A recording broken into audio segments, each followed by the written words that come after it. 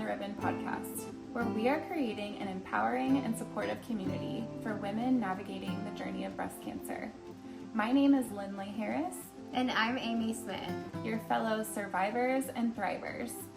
Whether you are currently facing a diagnosis, undergoing treatment, or adjusting to life after cancer, this podcast is for you.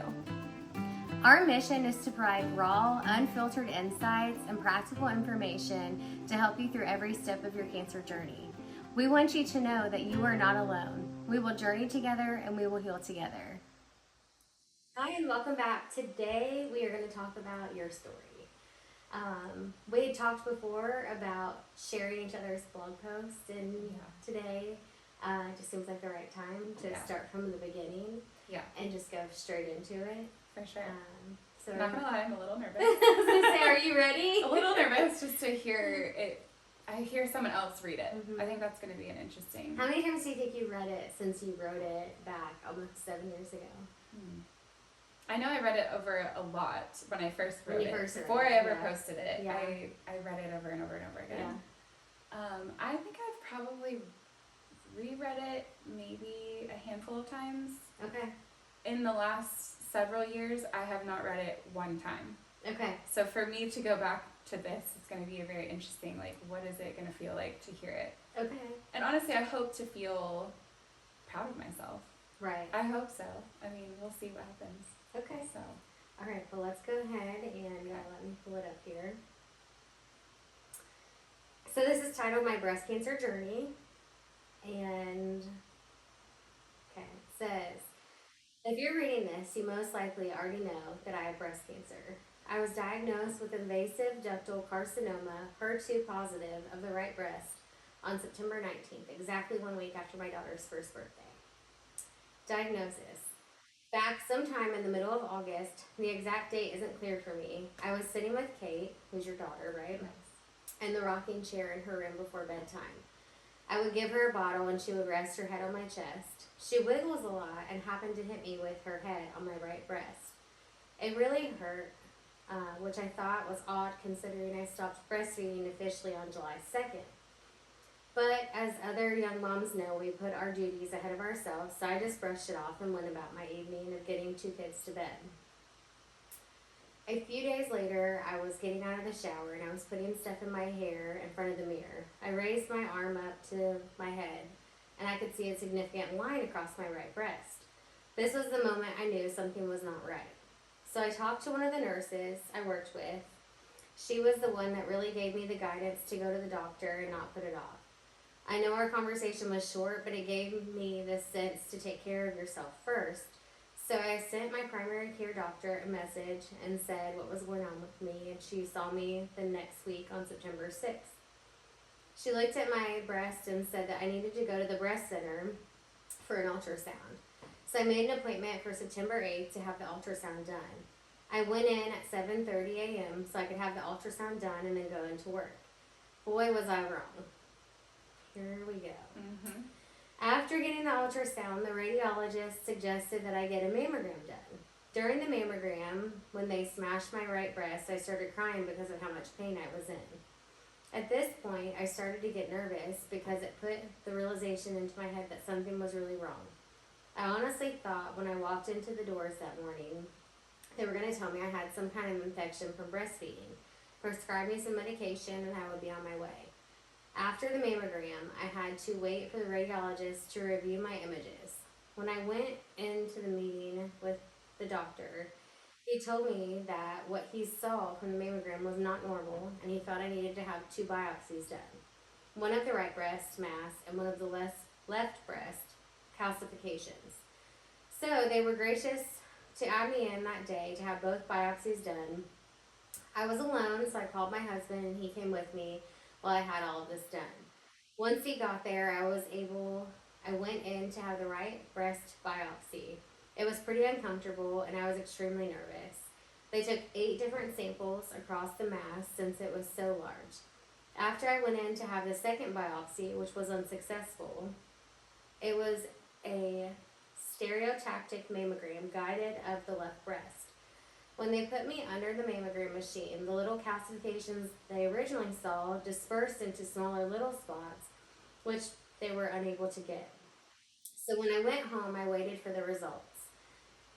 I found out on September 12th, which was my daughter's first birthday, that the biopsy came back benign of the right breast mass. I was so thankful. They did, however, say that they needed to have me come in for another biopsy of the calcifications they found in the right breast, since they were unable to get them in the left. So I scheduled to have this done on September 15th. This was pretty uncomfortable biopsy because you have to sit under the mammogram machine for about 30 minutes and not move.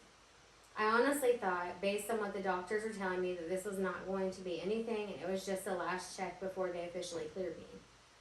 Well, they were wrong, and on September 19th, I received a call around 3:30 p.m. while I was at work with the news that I have cancer. My first thought was, how is this going to change my husband's and kids' lives?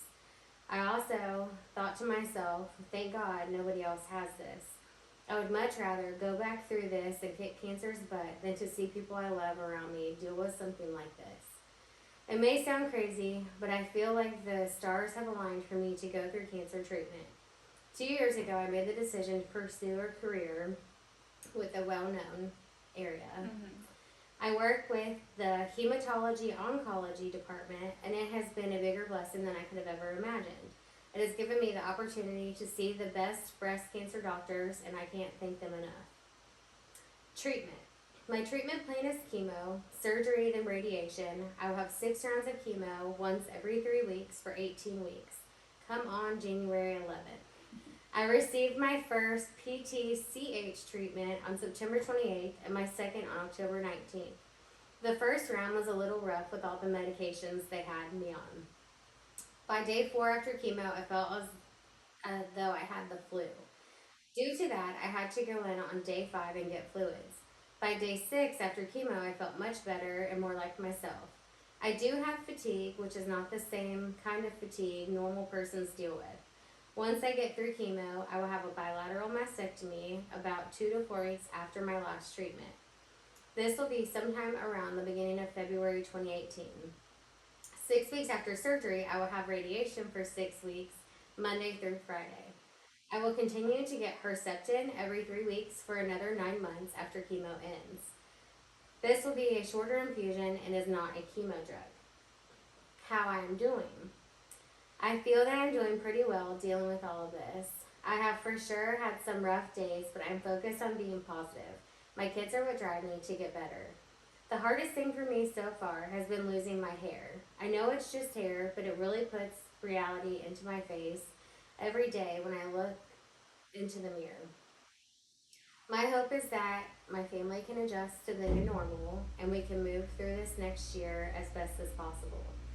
I am so thankful for the helping hands in this process, as I couldn't maintain being the mom I am without them.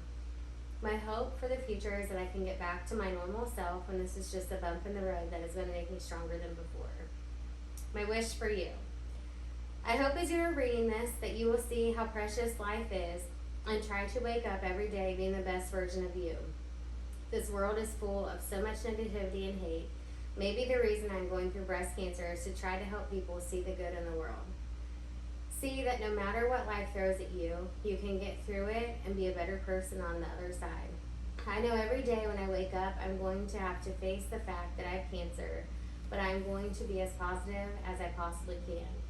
For right now, I'm going to let go of my fears and let God lead the way. I truly believe the plan He has for me is bigger than I ever knew possible. It helps that I have 3 guardian angels watching over me. I talk to them every day and I know they are with me. My plan is to continue to update this blog with how I am doing and share pictures of what I am going through. Talk to y'all soon. P.S. Prayers are much appreciated. That is so good. Wow. And the my wish for you. Yeah. Oh my gosh. How did that make you feel hearing it from another perspective? It's interesting because, like, just hearing what I said, I wasn't expecting to, for me to go that deep, I guess. But truly, I think something that I do want to share, one of the reasons why I wrote the blog, I've never really shared this with anybody. I mean, maybe a handful of people that are very close to me. But something I always thought I was going to do when I grew up was write a book. Like, I always wanted to be an author. And something I realized through this is that I'm already doing that. I'm already writing a story. It just depends on what I choose to make of it. So through that, releasing all of that like emotion that was inside of me and like writing that down, it was the best therapy. And I'm so grateful that, you know, the women that encouraged me to do that really pushed for me to do it. Because I don't know that I would have thought, you know, so quickly in the journey, like, oh, I need to write this stuff down. Right. Because as you see, like, I wasn't very far into it at that point, but for me to write it down and have that to go back to and really, you know, for my kids, they're already starting to ask questions, but not to the degree that they will be in 10 years, you know, when they're like more educated on the whole cancer situation. Right. But I'm thankful to have it written down, because there's even like parts of it that even the dates, the fact that I was so strict with the dates in there. Yeah. I'm like, I wouldn't have known. I would have had to, you know, dig that up. Oh yeah, because chemo brain is absolutely a real thing. Yeah. So to remember, you know, the dates that things happen and stuff, it's nice to know just for perspective and to know along your journey. You know, when you felt your worst, you had to go in and get those fluids, and you know, just the timeline in that. Yeah. But as far as before I was diagnosed with cancer, this is something I really want to highlight, because I, being such a young person and not, you know, I mean, obviously we all know that anybody at any time can have cancer, no matter what type of cancer, what age you are, what race you are, what, you know, it can happen to anybody. Yeah. We know that. Yeah. But we all take for granted that, oh, well, it's never going to happen to me. No. Right? Like, we always have that thought that it's never going to happen to me and we'll be fine. Yeah. It's not always that way. Right. For me, I didn't take it as seriously at the very beginning. And something I didn't necessarily highlight in the blog was in the month of August, so that would have been before, like about a month and a few weeks here, give or take, whatever. I went on a houseboating trip with my husband's family. Right. We were stuck on a boat for a whole week. It was such a blast. It was great. But something that I didn't really highlight is there was a piece before my daughter actually hitting my breast that I kind of noticed. Something. So, and I want to mention this because this is me being super naive, not thinking it could be anything like this. I put on a bathing suit for the first time on this trip.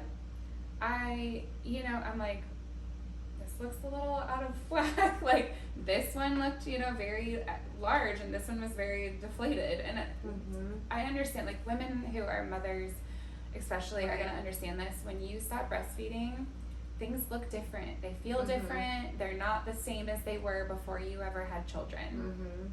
So to highlight that and let people know, like, if something doesn't look right, maybe you should pay attention to it. Yeah. Maybe you should actually, like, say something to somebody.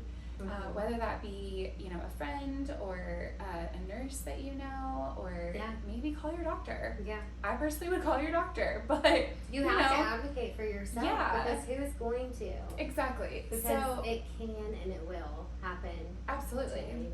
Yeah. But one of the things that I did that I didn't even really think about, I just did it because I was like, well, you know, you have the inserts in your bathing suits. So I like took the insert out of this side and I doubled up on the left side, and to make it look even. Well, at that point, my tumor wasn't as large as it was when it came to time for me to go to the doctor and all of that. Right. But it was large enough that I should have probably thought, that's weird. Right. So I wish I would have taken that a little bit more seriously then. I can't obviously go back in time, and I'm okay with that. Yeah.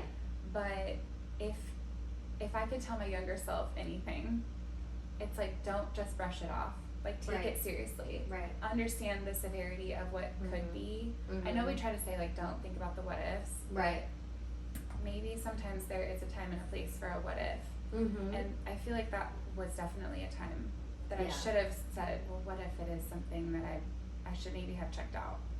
And so I waited, and then, you know, come to find out, my daughter, you know, we're sitting in her little glider in her bedroom, and she set up and then like set back with her head and hit me, and I just remember thinking, wow, like that was like the sharpest pain I've ever felt in my breast ever.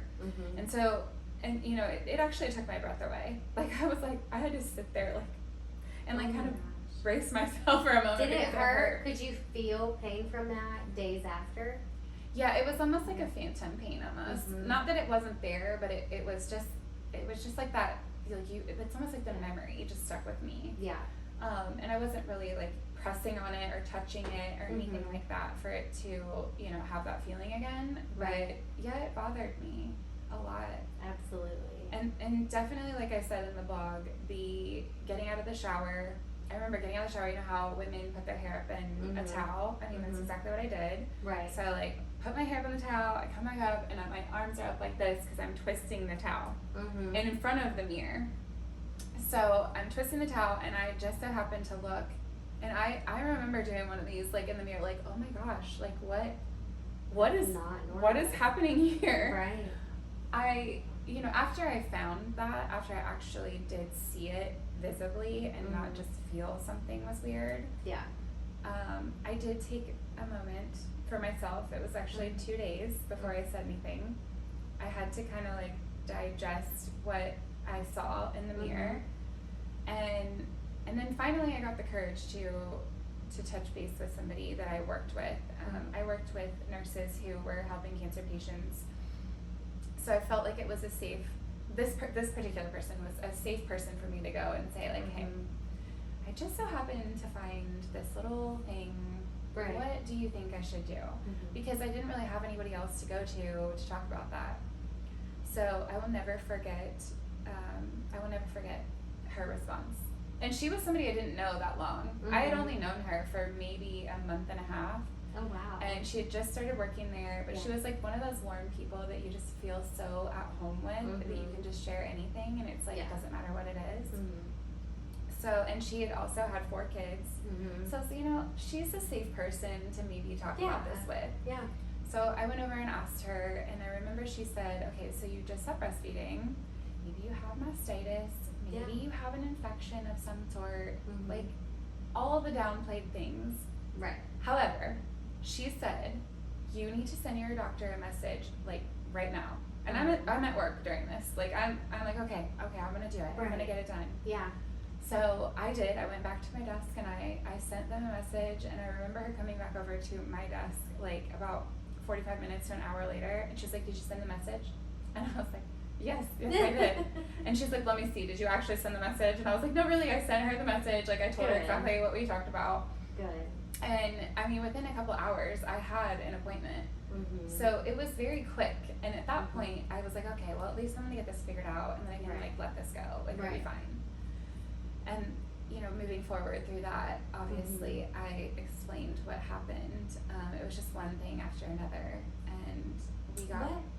What stage? Did you say in your blog and I missed it? So I didn't say it in the stage, but I was stage 3B. Okay. So my tumor was 11.5 by 6.5 centimeters large. Like it was the entire top half of my breast, and it reached like into my armpit, and it pretty much touched my sternum. Like it was like clear across to the center of my chest. So that was large. Anything over 5 centimeters is very large. Did you purposely choose to leave that out of your blog? I didn't. I don't know that I purposely did, but I know those stats just right offhand because I heard them so many times. And it was always like every appointment you went to, you know, they're measuring like, is it shrinking? What's it doing? Right. And so that number will always stick with me. It has meaning. Oh my gosh, yeah. But yeah, the whole process, I mean, just taking it seriously and knowing that you know your body better than anybody. Right. And although you might be a young woman who is distracted by all of these things, like take your body seriously. If your body is trying to tell you something, be willing to listen, because if you're not willing to listen, you're going to miss something that might save your life. And even without, you have no family history. No. I mean, there's nothing that, like, could have led you to this. You didn't have any, you weren't positive for the BRCA gene, you know. So, I mean, it would have been easy to just been like, dismissed. Absolutely. And chalk it up to, well, I'm almost 30. Things change too after kids. Exactly. And, you know, there's so many things that we can just brush it off with, you know. Yeah, because we all do that, as especially as young moms. We're so focused on all the exterior things that are happening in front of us versus ourselves. Like, you know, they say, like, you know, moms need time for themselves. Yeah, we do. We need those little micro moments and within our day that we actually, like, everything else doesn't matter. We're going to focus on ourselves because that is what truly takes care. Like, those are the times that we take care of ourselves. And we need to do that. And if you're not well, you can't do all the other things that are expected of you. Exactly. But it's hard to differentiate that. Yeah, and it is hard to stop when you're on the rat race of life, like trying to be the best at everything and have the best, you know, life for your kids and your husband, and you want to be, you know, involved in all those things. But I just hope that this community that is, you know, joining us here will take this seriously. Like, if you're curious, or maybe you're somebody who just happen to find something in your breast, or whether it doesn't even have to be breast cancer. Maybe something odd has been happening with your body for a while and you've just kind of brushed it off as if it's nothing. Right. Maybe let this hear what you're listening to push you to take the step to figure out what it is. And if it's nothing, it's nothing. Right. But thank God it's nothing. But at least you checked and made sure that your body is healthy. Yeah. And I know there's a lot of people who have come to me since all of this that are like, well, I just have really dense breast tissue. Yeah. I'd never really heard that before. And it's a super common thing, but I'm like, well, go and get your baseline. Yeah. Document that, you know, and know because, you know, I knew someone who went, because mammograms start at like 40. Yeah. So they went and they had their regular annual mammogram, right?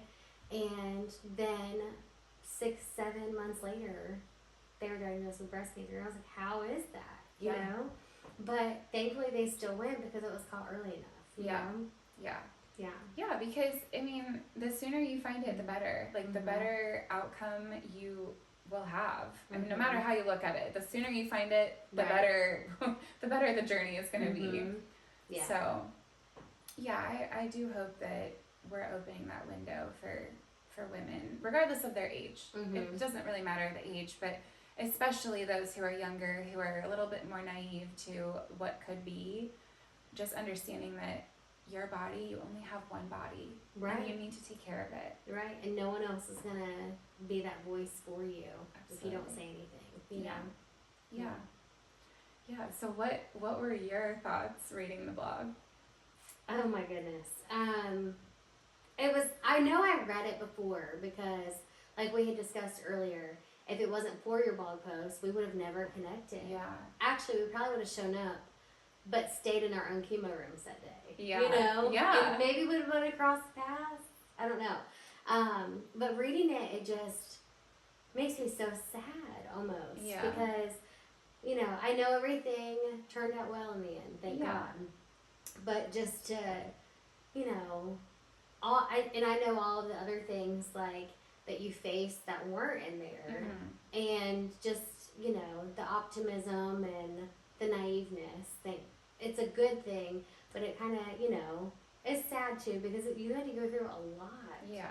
And just with your kids, you know, like I wanted to show the pictures of the kids because they're so little and so sweet and stuff. And we'll definitely share that on all of our social media platforms and stuff. I would love to give a little light, give a little view into what that looked like, especially during that time, because what you see now, what we see now is we have grown so much since that time period. Right. And being able to share that and let people in on, you know, the story. And, you know, it is, somebody did ask me that we have spoken to, like we have obviously haven't shared a lot about what we're doing here, but, you know, the few people that we have, it's like, well, why now? Why do you want to do this now?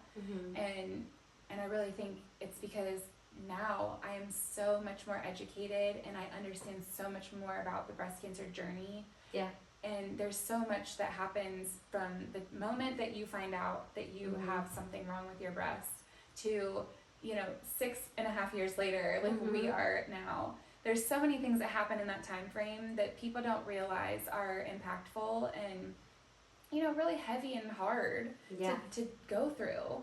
So for us to shine a light on the whole journey, not just the chemo and the surgery and the radiation and that, like, yes, those are really, really hard things, but there are other hard things that people don't discuss. And I hope to help women know that they're not alone in those feelings.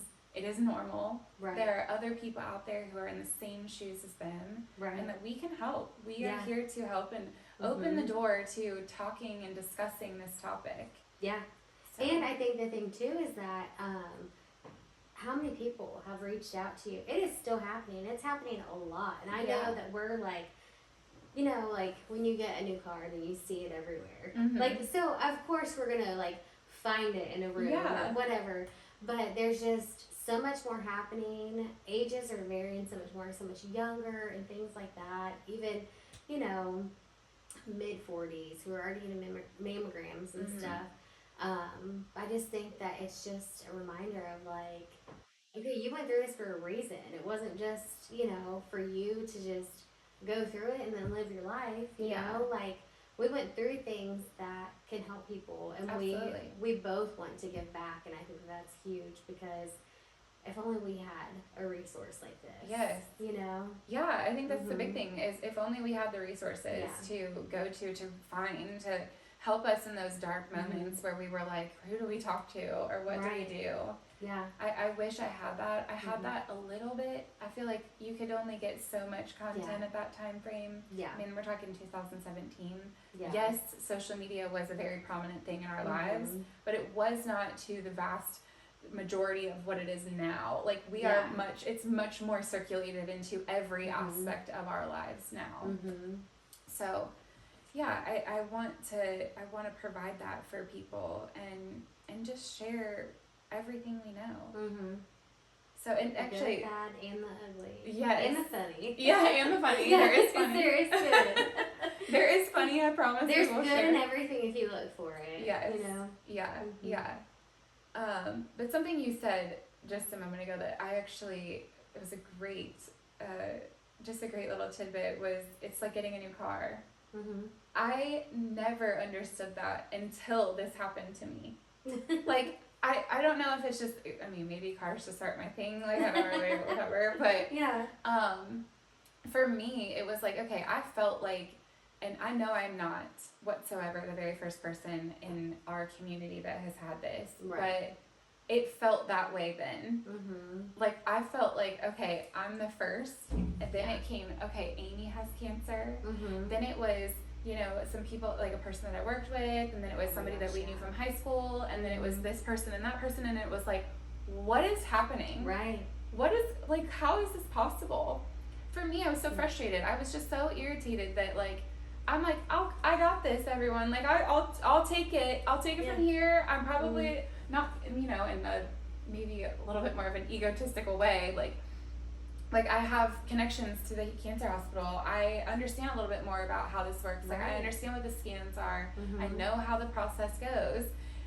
Not every detail did I know, but I knew more of like an overview. More than the common person, though, for sure. Exactly. Yeah. I knew who to call. I knew what to do. I knew where to go when I needed to send a message to my doctor.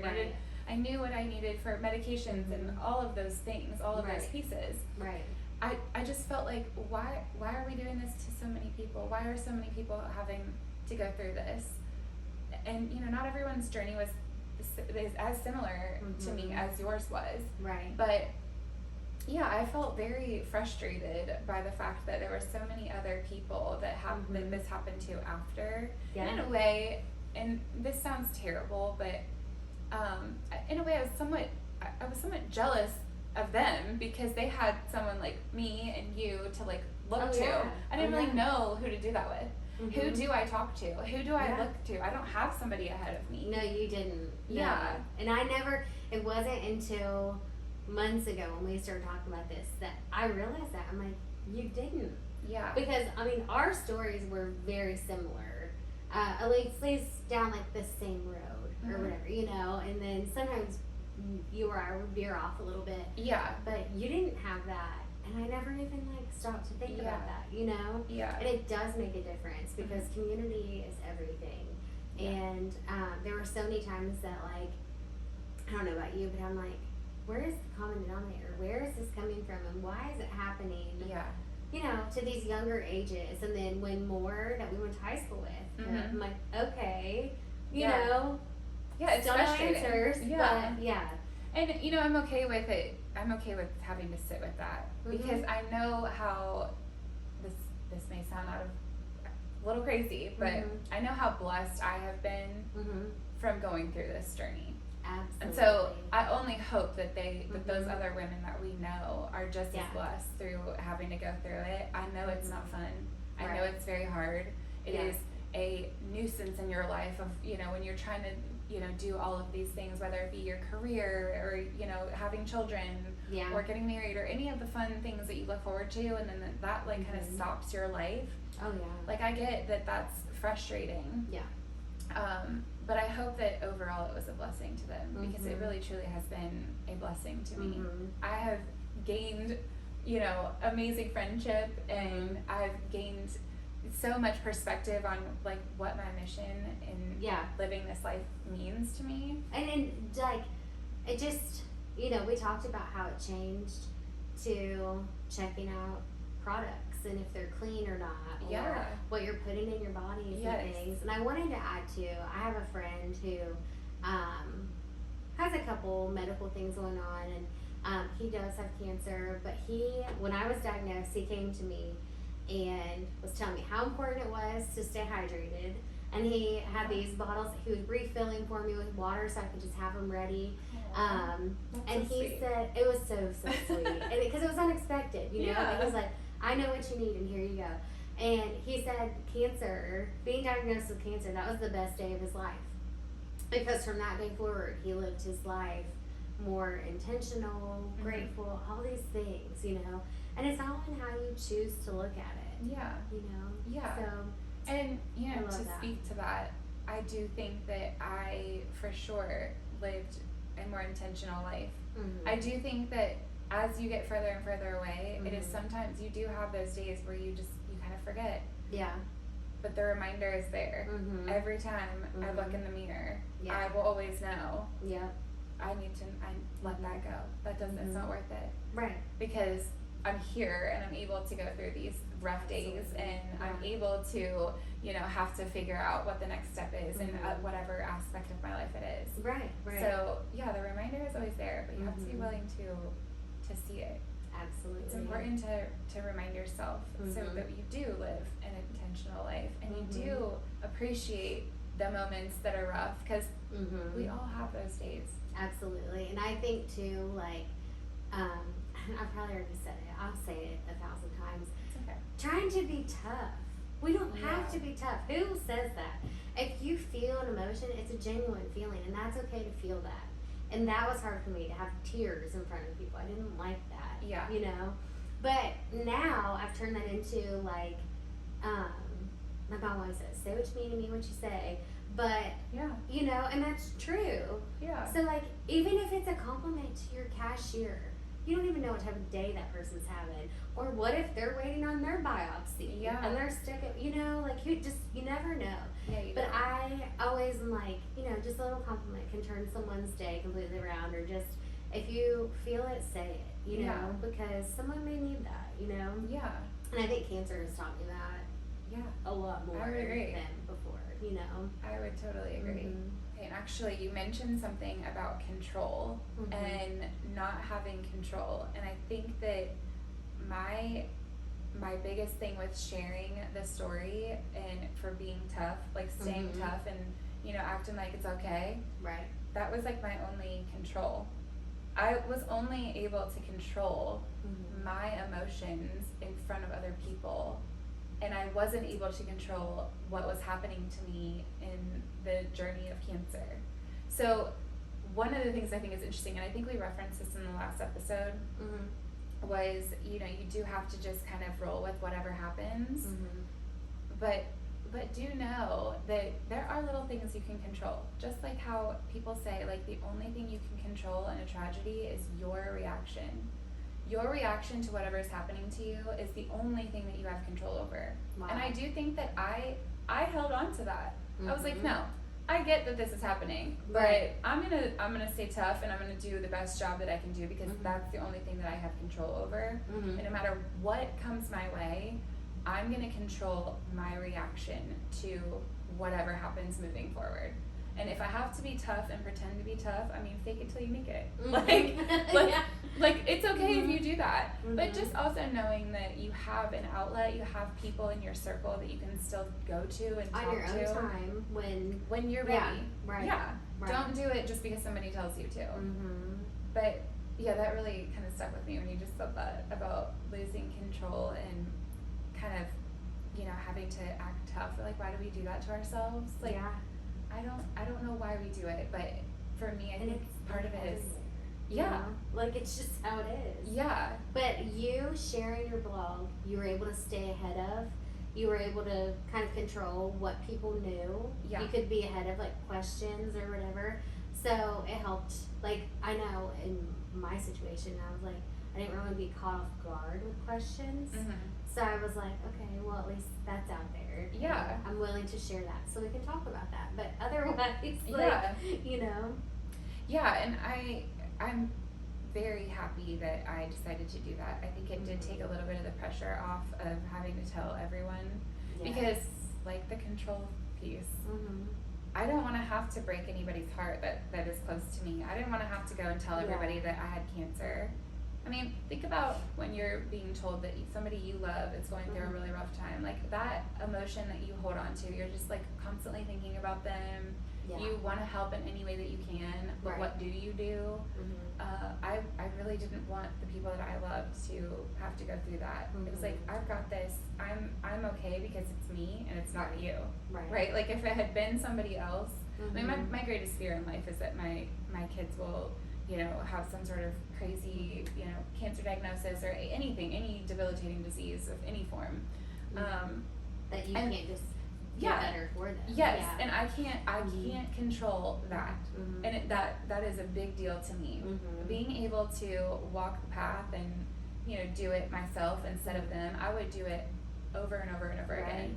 For them to not have to go through that. Have you ever, like, considered, and I'm sure you have, but one day I just sat down and thought about, like, man, how helpless would it feel to have been our husbands or our moms or, you know, just anyone, like, close to us in our lives, like, to see your child go through that, or your wife, and, you know, just be down and there's nothing you can do, you know?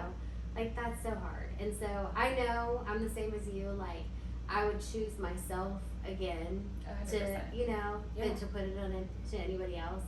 But I don't know how you could ever let a caregiver or a loved one feel any better about what you have to go through. Yeah. You know? Yeah, it did. And that's actually something I didn't share, was how I told my husband. He was the first person I told, outside of the people that I worked with, because unfortunately I found out in an environment I didn't really have any control over.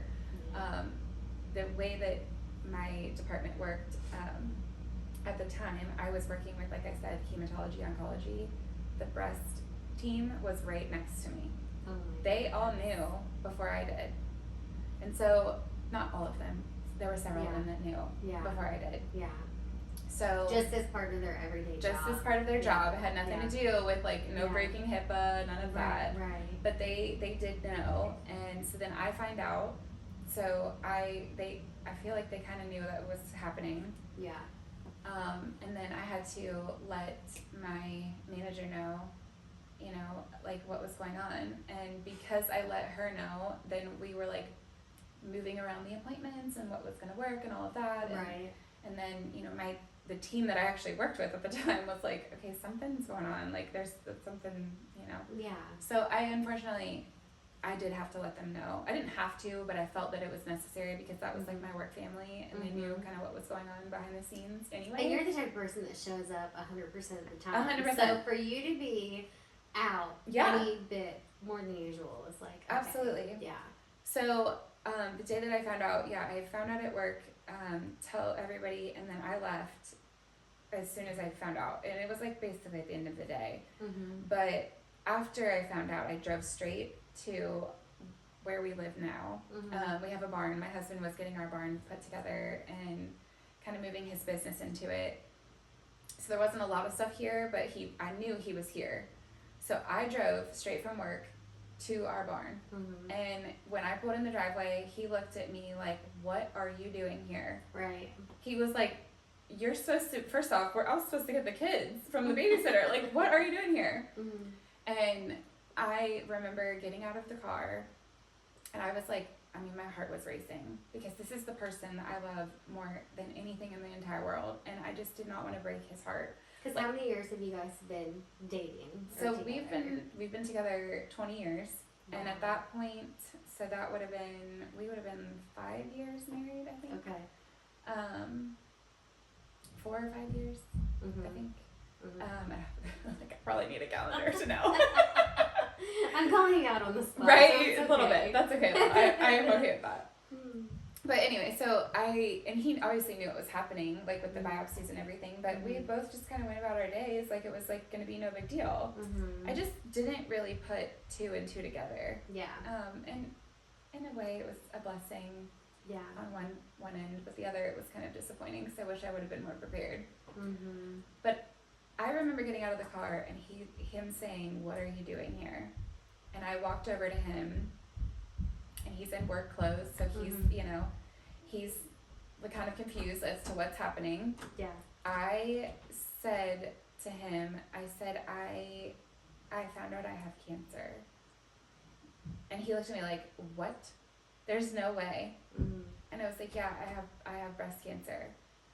And he's like, I just remember the blank stare he gave me, as if like, I mean, I knew that it was like that wave of emotion. It was like, I hated doing that to him. That was the worst part. Right. Like that alone was the worst part. And what's a good way to tell? You know, there's no better way to do it other than just come out with it. So no, and then I told him I had a phone number that I was supposed to call. It was the nurse practitioner that called me over the phone to tell me that I had cancer. Okay. She told me to call back whenever I get to my husband. So that's what we did, because I honestly had no idea what she said. All I know is that she said, "You have cancer." Yeah, it's like, everything is like, it's like fuzzy after that. You're like, wait, what did you just say?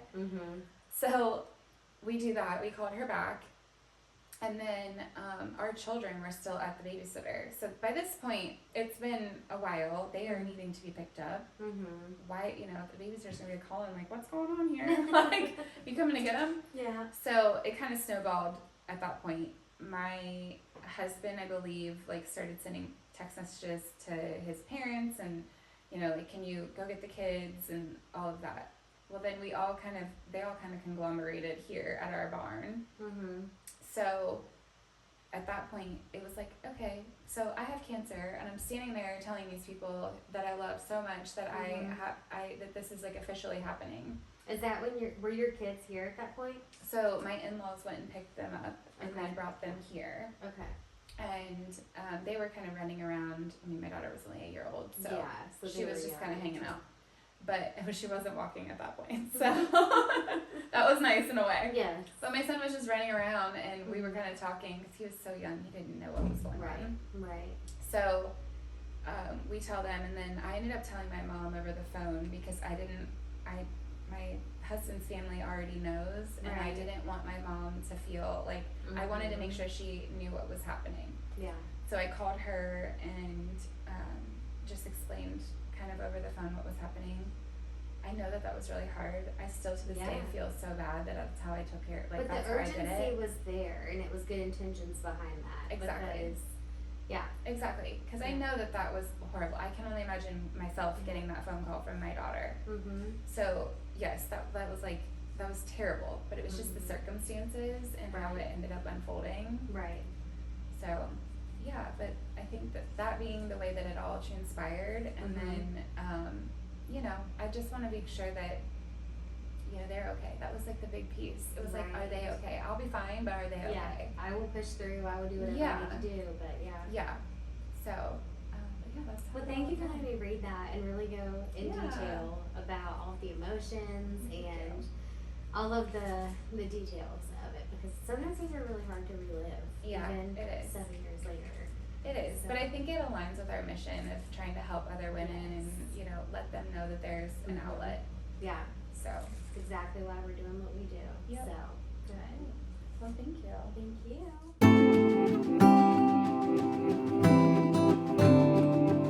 Thank you for listening to the Beyond the Ribbon podcast. Our mission is to empower and support those affected by breast cancer. If you feel led to donate and support our mission, you may do so by clicking the link in our bio. Don't forget to follow and share our content to help spread awareness and support. Remember, we journey together and we heal together.